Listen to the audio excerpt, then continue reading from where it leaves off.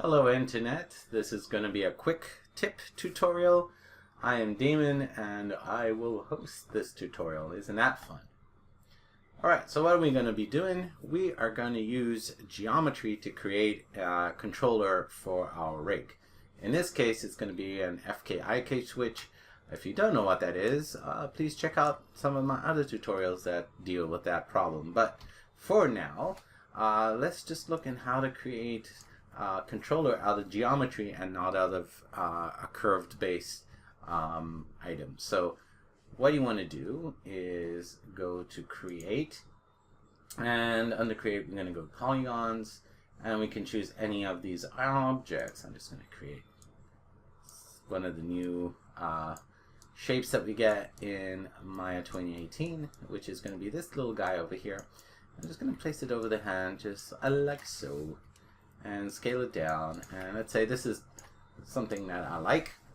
And what I'm going to do is now make sure that it's non-renderable. Now by default, when you create any kind of item, and I'll just delete the histories, you'll see that it does have a shader applied to it, which is called Lambert 1. Now you can assign any kind of material to it. In this case, we actually want to remove the material. Now, just to prove my point, I'm going to bring up my render view and render out the scene, and I'm using Arnold for now, and you can actually see that geometry right there. Now I can just use any other render engine here. So here's the hardware, here's my software. You can see they all come up, right? Except this one here, which is just not being supported because of all kind of stuff I've done to it. But anyway, that's not the point. The point is that we don't want to make this renderable. So rule number one, do not do what I'm about to do. We basically need to remove the shader from these two things. See what it says, volume material and Lambert 1 material here? We want to remove both of these. Now why do we want to do that? Well, very simply is that by default, if I do that, Maya will create every single object without the Lambert 1, and it kind of breaks. So to get around that problem, we are just going to assign, material, just any kind of material, and just to prove my point, I'm just going to put a Fong E on it. So it's just a Maya material. Now I want to go back to here and just break that connection. But if you just choose your object and go into the Fong material, or the material you created, you want to go to this little icon here and just page back and then break that connection. I'll make this green, so now when I render, you can see in Maya software there's nothing. In Maya hardware there's not, is the green box, which we don't want. And then in Arnold and in RenderMan, you'll get a weird glow just over there.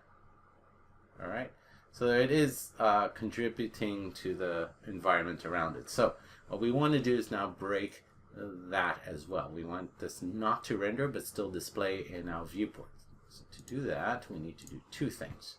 Firstly, you want to choose your shape node. You'll see now when you choose the item, you no longer have any more data, just got these two nodes connected. So by default it should be closed. You want to go to render stats, and you just want to turn all of this off, all of it. Get rid of it, it's gone. Alright, so now if I render here, you'll see it will go away. But let's see, I can blow away the light here. You can see in Arnold there is a contribution of light. We kind of need to take care of that. So in Arnold and in RenderMan, if you're doing this, what you want to do, stop that, you want to go under the Arnold tab, and you want to turn off all of these guys, and under the RenderMan tab, if you are using, just remove the reflections and refractions and translucence or whatever, any checkbox that might contribute. And then when you open and run it, It should be all dark, and that's what we're looking for. We don't want the render engines to calculate anything off this object. Now, yeah, it seems like it's a little bit much work for something that should be very simple, but well, that's great in English. But the idea is to have something that's really easy to see for the animator to know what it's for. So in this case, it's worth the time and effort.